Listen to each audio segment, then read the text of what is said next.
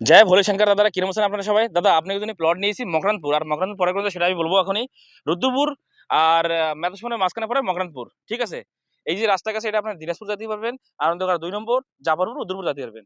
আর এই দেখেন যে রাস্তা যাচ্ছে, এই যে এটা, এই রাস্তাটা আপনার মেতসমর। আর এই জায়গা টোটাল বাঙালি এরিয়া, ঠিক আছে? বাঙালি এরিয়া, এখানে কীর্তনার সামনে আপনার স্কুল সামনে রয়েছে। আর দেখেন আম গাছ, গয়া গাছ, খেজুর গাছ, অনেক জিনিস রয়েছে। কচুর বই, ডাঁটা শাক, লাল শাক সব পাবেন এখানে। আর দেখেন এসব দোকান রয়েছে খালি। এখান থেকে না ৩ টে রাস্তা, একটা রাস্তা, দুটো ৩ টে রাস্তা পাবেন, পিছনে একটা রাস্তা, ঠিক আছে? এই প্লট যদি নিতেই হয়, আর এখানে ভিতরেও রয়েছে, কোনো অসুবিধা নেই। ভিতরে আমি কলোনির সাইড দেখাই দিচ্ছি, দেখেন।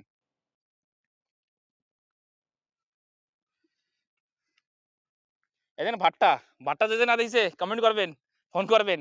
এই দেখেন ইট ইট রয়েছে, এই যে ইট ইট বানায় কিন্তু, যে দাদারা না দিয়েছে। দিল্লির মানুষ, শহরের মানুষ দেয়নি, সেজন্যই বলতেছি, ঠিক আছে? এরকম দেখেন ইটের ভাট্টা, এই যে ধোঁয়া উঠতেছে, কাঁচা ইট এরকম মিলে বানায়, সব এখানে পাবেন, আপনার কোনো দিক্কত পয়সানি নাই দাদা। দেখেন এই যে দাদা কাঁচা ইট বানতেছে, এই যে, ঠিক আছে?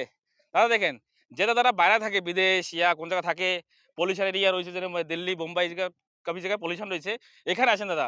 সবচেয়ে বাতাবরণ সুন্দর। আর যে দাদারা চিন্তা করতেছে কি উত্তরাখণ্ডে, আর উত্তরাখণ্ডে কোন জায়গায় বাঙালি থাকে, এদিকে বাঙালি ভরা। আগে ছিল ৩৬টা গ্রাম, নামছে এখন ৮০টা গ্রাম হয়ে গেছে। এইটা কলোনি কেটে গেছে, তো একটা গ্রাম এই যে হয়ে গেছে, ঠিক আছে দাদারা?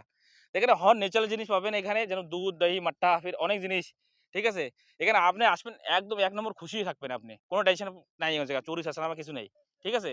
দেখেন এই যে রোডের সাথে পাবেন, এখনো বহুত বড়িয়া রেটে রোডের সাথে পাবেন। দেখেন এই যে রোডের সাথে প্লট রয়েছে এখনো, ঠিক আছে? তো বহুত ही সস্তাতে আছে এখনো, রোডের সাথে আসেন জলদি, ঠিক আছে? জলদি আসেন জলদি পান। তা মিলতেছি নেক্সট ভিডিওতে, আপনাকে জয় ভোলে শঙ্কর।